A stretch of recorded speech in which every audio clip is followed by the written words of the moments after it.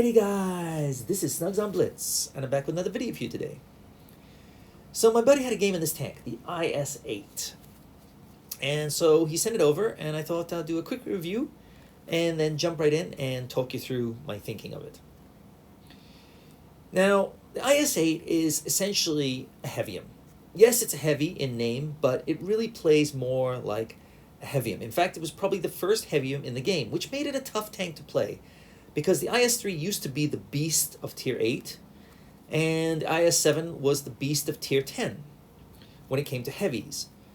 But the IS-8 didn't really fit that playstyle, and that's why I didn't do well with it when I first got it. In fact, it was my first tier 9 tank way back when. Anyway, it's been buffed a little bit, so let me give you a quick review. Overall, good. Gun. Great. Armor.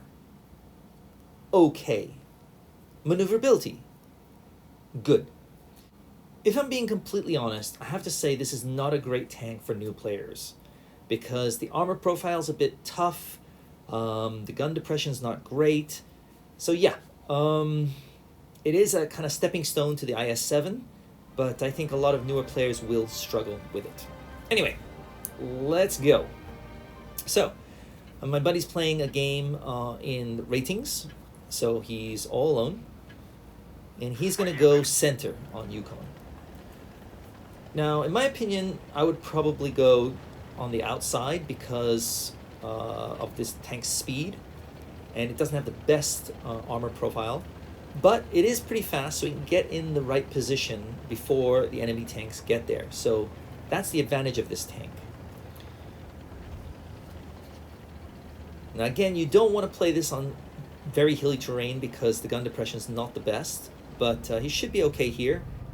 See, thanks to his speed and mobility, he was able to get an advanced position and hit them before they knew what had happened. And his OBJ is here with him, and thankfully he took a hit, so it allows my buddy to pop back safely and not worry about getting shot.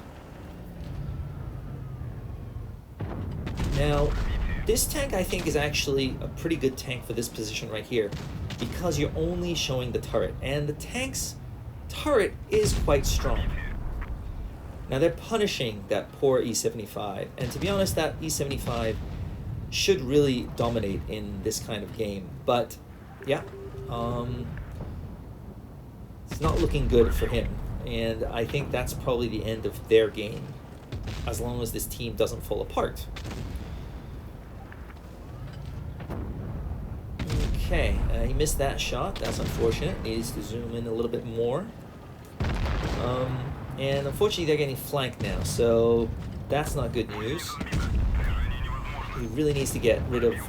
wow, he's got tanks all around him now, so he's really got to be careful.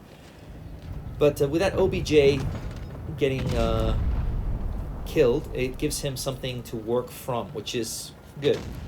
The Tiger ignored him, just going straight in, wants to get the kill. I don't blame him. And interesting, my buddy went for the HE on the Bat Chat.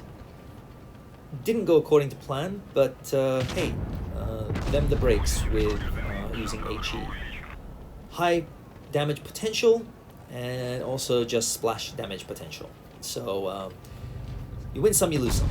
Nice shot there, and a nice bounce. But he's going to find himself in a little bit of trouble here because he's got 3 tanks coming around here, and he's getting shot from different angles. So he needs to get rid of one angle. Good.